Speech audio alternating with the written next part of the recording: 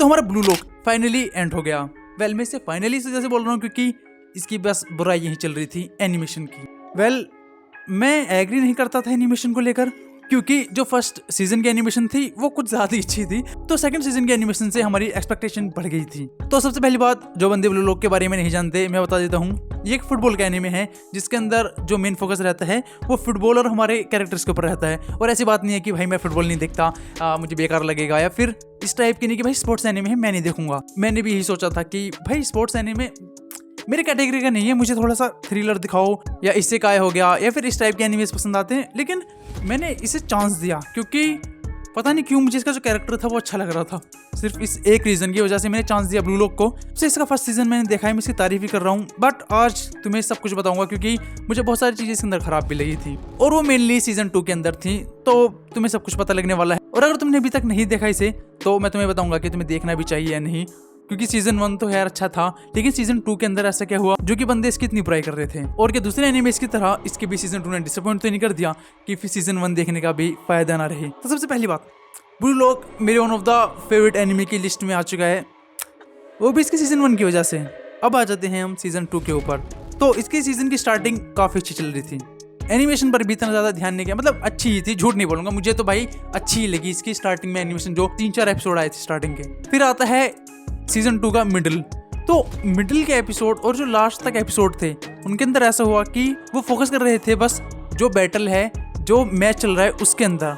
और उसमें भी मेन फोकस क्या था कि गोल हो रहा है उस टाइम पर कोई बंदा आ रहा है साइड से एकदम रोक रहे हैं, मतलब कि वो मेन फोकस रखेंगे जिस बंदे के पास बॉल है उस पर, फिर वो गोल करता हुआ होगा, किसी और के ऊपर फोकस ही नहीं जाने वाला। फिर अचानक से एक दूसरा बंदा साइड से आ जाएगा और वो गोल रोक देगा। मतलब सेम ही स्ट्रेटेजी यूज हो रही थी, मतलब हर दूसरे एपिसोड में सेम ऐसे ही हो रहा था कि ऐसा लगने वाला होता था कि हमें गोल होने वाला है, लेकिन एक बंदा आ जाता था लास्ट में और वो गोल रोक देता था।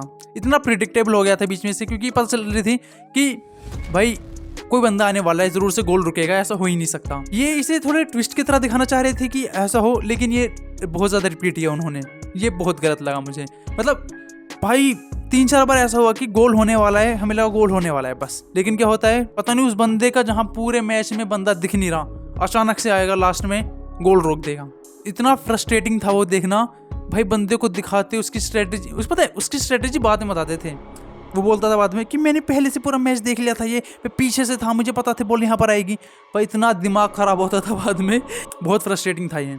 लेकिन चलो इस चीज़ को छोड़ते हैं, मिडिल में ऐसा काफ़ी बार हुआ और काफ़ी ज़्यादा रिपीट किया गया था इस चीज़ को, इस वजह से बुरा लगा, क्योंकि 1-2 बार तो और मतलब अच्छा लगता है, ये रिपीट करना बेकार हुआ। और सेकंड बेकार चीज़ थी इसकी एनिमेशन की।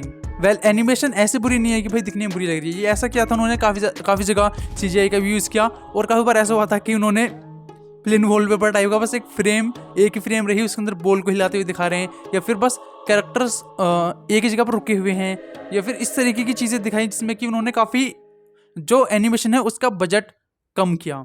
बट अगर तुम ध्यान नहीं दोगे एनिमेशन पर तो ध्यान जाएगा भी नहीं, थोड़ा तुम्हें कुछ ऑफ सा लगेगा कि कुछ तो अजीब सा है, लेकिन वैसे ध्यान नहीं जाएगा। चलो मैंने काफ़ी बुराइयां कर ली हैं सहसे ब्लू लॉक के फैंस, और मुझे अब गालियां ना देने लग जाएं। अब एक्चुअल रिव्यू पर भी आ जाते हैं, बुराइयों से लाए। तो इसके अंदर सबसे अच्छा था इसका लास्ट का एपिसोड, और शुरू के भी अच्छे थे, ऐसी बात नहीं है, बट सबसे बेस्ट लास्ट का एपिसोड। भाई इसे रेटिंग भी सही बंदों ने 1 नंबर दिया, मतलब 10 out of 10।